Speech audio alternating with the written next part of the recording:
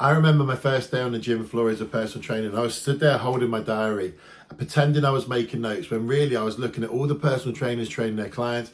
I was looking at all the members working out, and I stood there and I was thinking to myself, how the hell, as a 21-year-old, am I going to be able to charge these guys £40 an hour? Because that's what I was told to charge. And the second thing, how do I talk to them?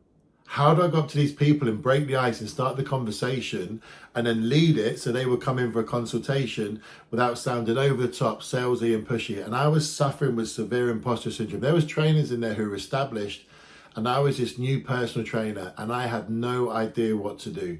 And it actually took me 3 days to pick up my first consultation in the gym because I massively struggled. And if you're like that, if you're a personal trainer who's recently qualified and you're stepping onto the gym floor for the first time, if you're a personal trainer who's been there for a while and you're struggling to get business, or if you're a personal trainer who's ready to scale, these set of videos are for you. This is day one on how I went from that struggling personal trainer to owning multiple gyms, multiple bootcamp locations, online coaching programs, digital products and courses, and how I built this business, going from that struggling trainer to where I am today. This video is going to be broken down into 5 sections. Number 1 is about your time. Number 2 is to capture. Number 3 is to meet the staff. Number 4 is to floor walk and onboard. And number 5 is about creating unlimited content. And this is everything you need to do in your first day to lay the foundations to have a successful business. My second job in London, I first moved to London, worked in the K West Hotel. Then I moved across to a gym called Curzon's in Liverpool Street. It's now called Fitness First. And when I was the manager there, one of the things I did was I asked the trainers, what hours do you want to work? And eventually we had trainers who worked only morning shifts and trainers who worked only evening shifts. And the reason in my head this would work so well would be because if you had trainers who worked all through the mornings, they would get to meet all those members who trained in the morning, and the same for the evening as well. And it was such a simple concept. And that concept is what allowed me to then build the foundations of my own working hours and my own personal training business. So the first thing you need to do as a personal trainer is go, you know what? These are the hours that I want to train clients. Now, I hated training clients in the evening because the gym was just rammed. It was just far too packed. So my ideal day would be to get up early, train clients first thing, and be finished by midday, 1 o'clock. That would be my ideal day. I am a strong believer in personal trainers only working Monday to Friday. I never coached clients at the weekends. And the reason is from a sales point of view, and also because I didn't want to work weekends, I had to say to members, look, Monday to Friday, fit it in with your work schedule or your kid schedule, whatever it is you're doing, just fit it in with that Monday to Friday schedule. Saturday and Sunday, have time off, go and spend time with friends, with family, do whatever. Just do something different.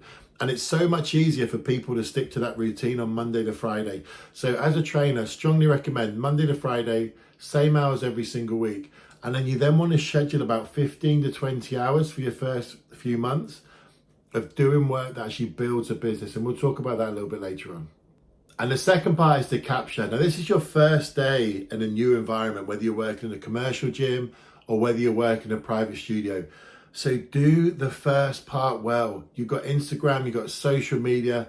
Stand outside with your phone, have the gym in the background and go, oh my God, it's my first day and so, I can't wait to go. And actually don't say, oh my God, but just say it's my first day, I can't wait to go and make something of it. Then pull the phone round and actually show yourself walking into the gym area. Show yourself going through and then just do a little panoramic. And that'll be your first video and your first intro. And it lets people online know that obviously you're starting work in this place. It gives you a base. And then you can then tag the gym that you're working at as well, and that can help pull people in. And you want to do this throughout the day, just short videos throughout the day of just capturing the moment. Whether you do an induction for the first time, don't call it induction online, just say, oh, I've just helped these people on their first day in the gym. If you teach a class for the first time, do something like that as well.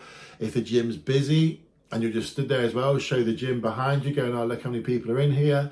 And just video your first day. Just take small snippets of your first day.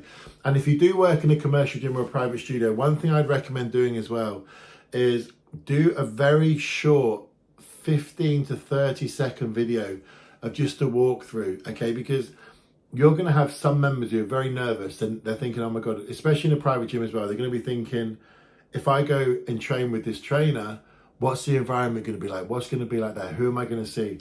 So just do a very 15 to 30 second video walkthrough and say, guys, I'm just going to show you through the gym. If you come through here, this is a reception, this is a changing area, this is where we do our warm up, this is where we spend most of our time training.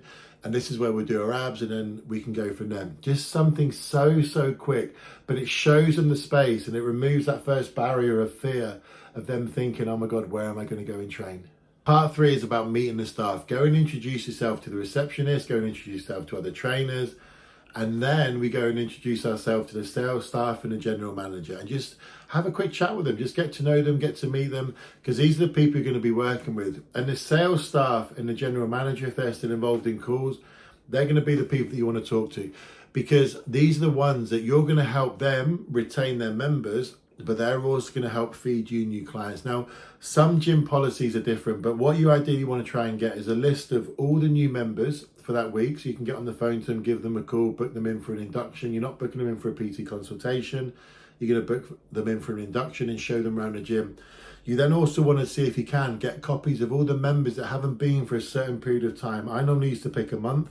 Any member that's not been for a month, try and get their phone numbers as well, so you can get on the phone to them and give them a call, and again try and book them in for an induction and to get them going again. And the third one is any member who want to cancel. Ask your sales staff, say, look, can I get hold of the members' details that want to cancel, because I feel like I could turn them around if I can get them in for an induction. Maybe they just need that little bit of help. Now, not all gyms, I know a lot of gyms today, these can sign up online and they do the cancellations online, so you might not get that data, but for a lot of commercial gyms you can, and you've got to ask. Another thing is to go over to reception staff, talk to the reception staff as well, introduce yourself like I said before, and any member who goes over to them who's struggling or who wants an induction or who wants a consultation, ask them to give your details. Your first point here is you're not going to want to come across as a sales staff, okay? You don't want to come across as, oh, feed me or the personal training. You want to come across as saying, look, I'm here to help the members first, and if I get members off the back of that as the personal trainers, that's a plus. And that should be your goal as a personal trainer. When you're working in a commercial gym, is to help the members, because building that trust funnels your business so much quicker. You see so many personal trainers and they'll floor walk and they'll be trying to drag people in for consultation straight away. You've got to build that relationship with them. You've got to ask the right questions. You've got to build that trust, and then you can funnel people into your business after that.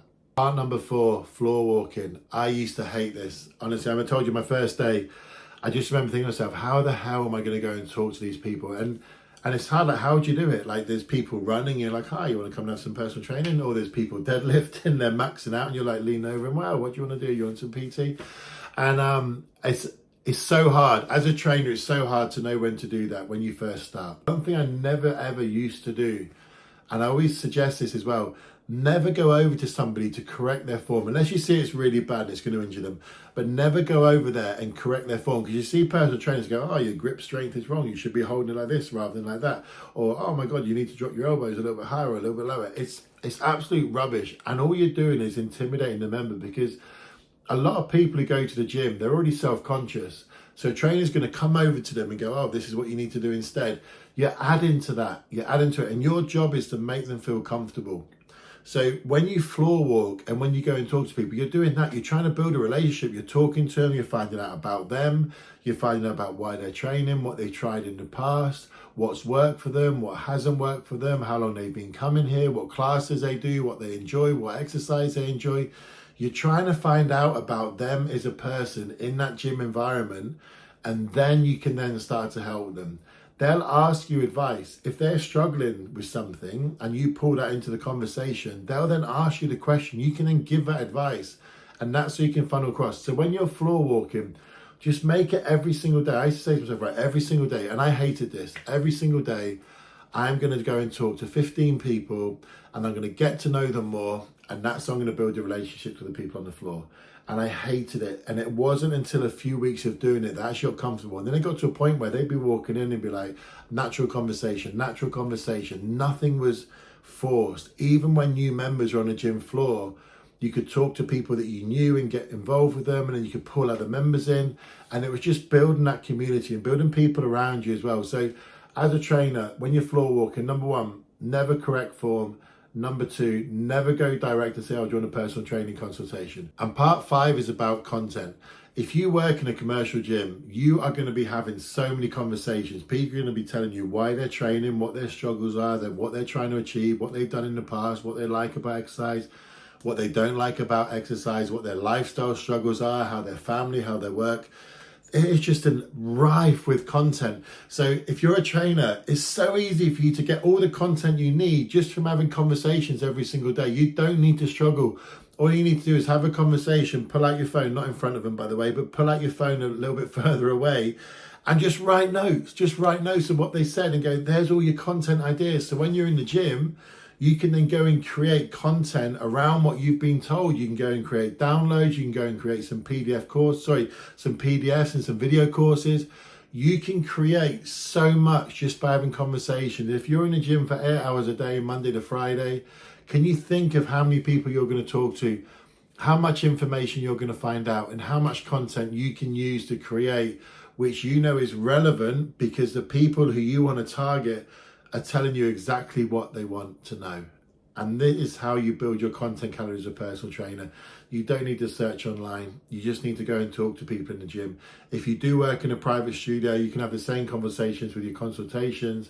Or if you are working in a private studio, then you need to shift online. Go and look to where your niches are in terms of groups, on Facebook groups, on Reddit and other forums, and go and find out what their struggles are as well. I will cover that in far more depth in a later video when I talk about studio personal trainers.